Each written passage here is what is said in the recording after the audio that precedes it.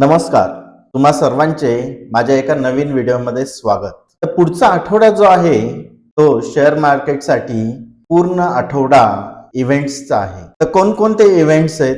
जसं पाहायला गेलं तर 30 आज जी होती ते फेड मीटिंगचं आउटकम येणार होतं. उद्या 31 जानेवारीला इकॉनॉमिक सर्वे, त्याच्यानंतर 1 फेब्रुवारीला सॅटर्डेला मार्केट चालू आहे आणि मार्केटमध्ये चालू असताना आपलं युनियन आणि रेल्वे बजेट्स हे सादर होणार आहे. त्याच्यानंतर 1 तारखेपासून तुमचे नवीन FNO चे जे रूल्स आहेत ते कॅलेंडर स्प्रेड करू शकत नाही एक्सपायरीच्या दिवशी, किंवा अजून जे काही नियम आलेले आहेत त्याचं इम्प्लिमेंटेशन आहे. त्याच्यानंतर ऑटो सेल्स हा ह्या महिन्यात वीक आहे, म्हणजे ऑटो कंपन्यांचा त्याच्यावर प्रभाव, ऑटो कंपन्यांवर त्याचा प्रभाव पडणार. त्याच नंतर ट्रम्पचं तारीफ जे आहे कॅनडा,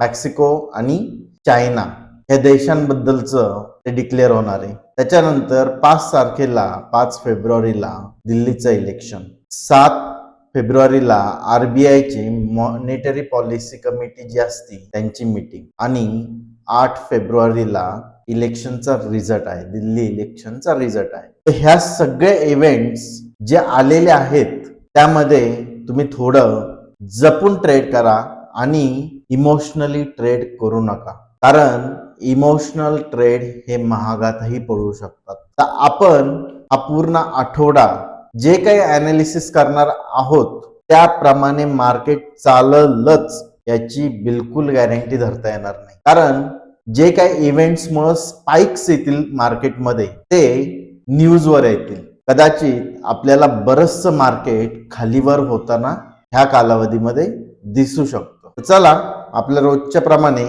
तरीही आपण रोज ॲनालिसिस करणार आहोत आणि ॲनालिसिस प्रमाणे आपल्याला जर काही वाटलं तरच आपण ट्रेड प्लॅन करणार आहोत. अदरवाईज इव्हेंट्समध्ये ज्या पद्धतीने प्रॉफिट होतो त्या पद्धतीने लॉसेस होण्याचे सुद्धा चान्सेस खूप हाय असतात. त्याच्यामुळं इव्हेंट्सच्या मध्ये ट्रेड शक्यतो एक्झिक्युशन टाळा, किंवा जरी ट्रेड एक्झिक्यूट करायचे असतील तर स्ट्रिक्ट स्टॉप लॉस सहित तुम्ही ट्रेड करा. शेवटी तो तुमचा डिसिजन राहिला.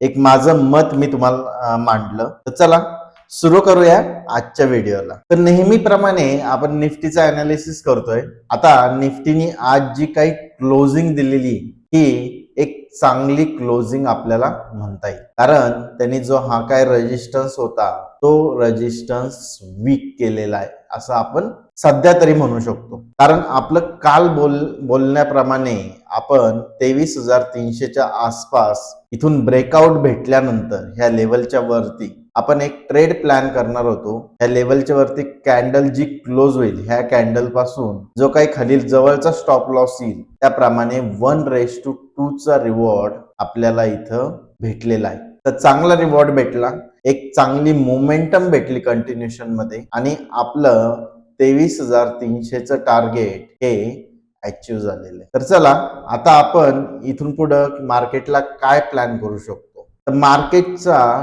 ट्रेंड हा जवळपास अप ट्रेंड मध्ये ह्या लेवल नंतर शिफ्ट होईल. जर याच्यावरती ह्या कॅन्डलच्या हायच्या वरती मार्केट जर सस्टेन झालं आणि उद्याच्या दिवस मार्केट ह्याच्या वरतीच जर राहिलं किंवा आपल्या ह्या लेवलच्या, तर आपल्याला मार्केट एक बुलिश ट्रेंड मध्ये जाताना दिसू शकतं. आणि इव्हेंट्स असल्यामुळं आपण जेही सपोर्ट आणि रेजिस्टन्स मार्क करू ते सस्टेन होतील याची गॅरंटी नाही. पण जर आता आपल्याला इथून जर मार्केट जर वरती कंटिन्युएशन मध्ये जर निघलं, ह्या हायच्या वरती जर सस्टेन झालं किंवा ह्या हायच्या वरती, तर आपल्याला इथं काही छोटा स्टॉप लॉस जर भेटला तर आपण फर्स्ट टार्गेट ही जी आपण डेली टाइम फ्रेमवर ट्रेंड लाईन जी मारलेली त्या ट्रेंड लाईनचं आपलं फर्स्ट टार्गेट, त्याच्यानंतर इथूनही काही रिव्हर्सल पॅटर्न आपल्याला इथं काही दिसला तर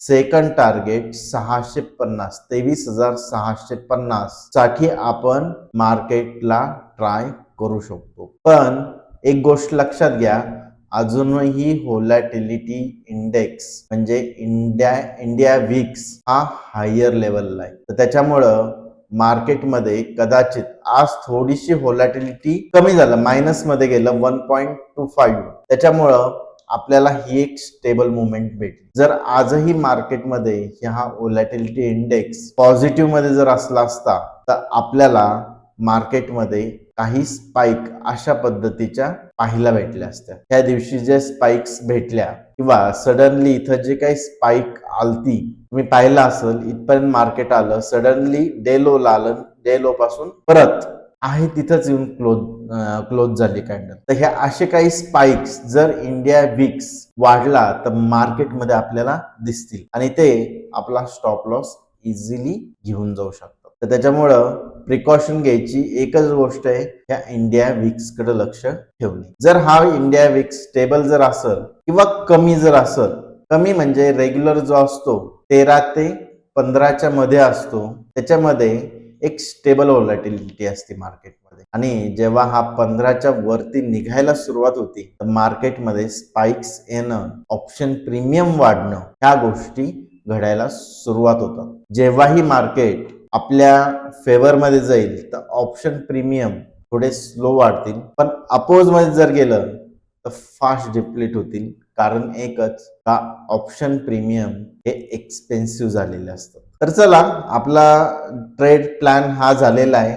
first target trend line, second target 23,650 आणि ट्रेंडही परत एकदा चेक करून घेऊ. ऑलमोस्ट हा हाय जर ब्रीच आउट झाला तर आपल्याला मार्केटमध्ये ह्या ट्रेंड लाईन पासून एक रिव्हर्सल होऊन इथं जर मध्ये कुठं सपोर्ट जर क्रिएट केला मार्केटनी तर एक टार्गेट जे ठरवलं होतं 650च्या आसपास इथपर्यंत मार्केटचं टार्गेट आपल्याला भेटू शकतं. तर त्याच्यामुळं ही ट्रेंड लाईन आपल्याला उद्यासाठी खूप महत्वाची राहील. ट्रेंड लाईन किंवा मार्केट जर गॅप डाऊन ओपन झालं याच्या खाली तर तुम्हाला एक सेल ऑफ सुद्धा ह्या रेंजच्या एंड पर्यंत पाहायला भेटू शकतो. कारण ही आपली जी रेंज आहे, ब्रॉडर रेंज, ही अजूनही मार्केटनी सोडलेली नाहीये. मार्केटनी 2 वेळेस रेंज सोडायचा प्रयत्न केला, पण ना रेंजच्या खाली सस्टेन होऊ शकलं ना रेंजच्या वरती सस्टेन होऊ शकलं. त्याच्यामुळं ह्या रेंजच्या नंतरच आता जी काही पुढची ट्रेड प्लॅन होईल ती ह्या रेंजच्या नंतरच प्रॉपर मध्ये करता येईल. ट्रेंड लाईन लक्षात ठेवा. जर कुणाला ही ट्रेंड लाईन कुठून कशी मारली लक्षात येत नसेल तर आपण डेली टाइम फ्रेमवर येऊ. हे जे काही हा हाय, इथला हाय मी कनेक्ट केलेला आहे, त्याच्यानंतर हा एक पॉइंट टच पॉइंट घेतलाय, हा एक टच पॉइंट मॅच केला, हे 3 टच पॉइंट मला भेटले आणि त्याच्यानंतर ही ट्रेंड लाईन भेटलेली. फर्स्ट टाइम मार्केटने इथून रिजेक्शन केलं, त्यानंतर ही ट्रेंड लाईन मी मार्क केली, इथंही रिजेक्शन करत होतं मार्केट, पण सडनली ब्रेकआउट देऊन ब्रेकआउट फेल करून मार्केट खाली आलतं आणि नेक्स्ट टाइम जेव्हा परत ह्या ट्रेंड लाईन जवळ मार्केट आलं तेव्हा परत मार्केट खाली पडलं. तर त्याच्यासाठी आपल्याला ही ट्रेंड लाईन इम्पॉर्टंट आहे. तर चला, आता बँक निफ्टीचं अनालिसिस करून घेऊ आपण एकदा. जर बँक निफ्टी डेली कॅन्डलवर जर आपण पाहिलं तर market continuously gap up open होऊन वरती जात आहे. तर त्याच्यामुळं बँक निफ्टी डायरेक्टली एक पॉझिटिव्ह ट्रेंड मध्ये कन्वर्ट झालेली आपल्याला इथं दिसते. आणि इथेही ही जी ट्रेंड लाईन होती डेली टाइम फ्रेमवरची, ही मार्केटनी ब्रीच करून वरती गेलेलं आहे. डेली टाइम फ्रेमवरची नाही म्हणता आपण, एक ट्रेंडच्या टाइमवरची ती ही केलेली होती. आता आपल्याला इथं ट्रेंड चेंज होता झालेला कम्प्लिटली दिसतोय. कारण प्रिव्हियस हायच्या वरती मार्केट निघून सस्टेन केलेलं आहे आणि सस्टेन करून कम्प्लिटली पॉझिटिव्ह ट्रेंड मध्ये सध्या तरी मार्केट दिसतंय. उद्याच्या व्होलॅटिलिटी मध्ये काय होईल याची गॅरंटी नाही. तर चला, आपण ट्रेड काय प्लॅन करू शकतो ते आपण एकदा पाहून घेऊ. जर ट्रेड प्लॅन जर करायचा असेल तर काल ज्याप्रमाणे आपली चर्चा झाली की आपल्याला 49,500च्या वरती, कारण मार्केट वरती तर जातंय पण सस्टेन होत नाही आणि एक साइडवेज फॉर्म मध्ये वरती चाललेलं आहे. किंवा तुम्ही इथेही एक टिप ट्रेंड लाईन मारून जर याच्या खाली मार्केट जर परत रिटर्न यायला लागलं तर तुम्हाला ह्या लेव्हल पर्यंत 48,600च्या लेवल्सच्या आसपास, 600 किंवा 650च्या लेवलच्या आसपास मार्केट इथून खाली येताना दिसू शकतं. हा एक चांगला सपोर्ट मार्केटनी केलेला आहे ट्रेंड चेंज होण्याच्या अगोदर. आणि मार्केट जर 500च्या पुढे जर गॅप अप ओपनिंग होऊन जर निघायला लागलं तर आपल्याला मॅक्झिमम 300 पॉईंटचं इथं टार्गेट प्लॅन करता येऊ शकतं. तर त्याच्यामुळं तुम्हाला उद्या जर प्लॅन करायचं असेल तर ही एक ट्रेंड लाईन इथून तुम्ही जर मार्क केली आणि याच्या खाली जर मार्केट लास्ट स्विंग जर तोडून यायला लागला आणि इथं जर काही प्राइस ऍक्शन जर बनली तर तुम्हाला इथं खालच्या साईडला एक चांगला ट्रेड प्लॅन करता येऊ शकतो. किंवा डायरेक्टली जर मार्केट याच्या खाली गॅप डाऊन ओपन झालं तर ही कंटिन्युएशन मध्ये ट्रेड तुम्हाला एक भेटू शकते. आयदर जोपर्यंत मार्केट 500च्या वरती निघत नाही 49,500च्या वरती तोपर्यंत आपण बँक निफ्टीमध्ये सध्या अवॉइड करतोय. ट्रेंड अप जरी असेल तरी एक साइडवेज पद्धतीने मार्केट अप ट्रेंड मध्ये चालू आहे जेणेकरून ऑप्शनचे प्रीमियम हे वाढत नाहीये. तर चला हा व्हिडिओ तुम्हाला कसा वाटला कमेंट करून नक्की सांगा. आवडला असेल तर चॅनलला सबस्क्राईब करा आणि तुमचे जर काही मार्केट बद्दलचे प्रश्न असतील तर ते कमेंट मध्ये नक्की विचारा. मी त्याचे व्हिडिओ मध्ये तुम्हाला उत्तर नक्की देईन. धन्यवाद.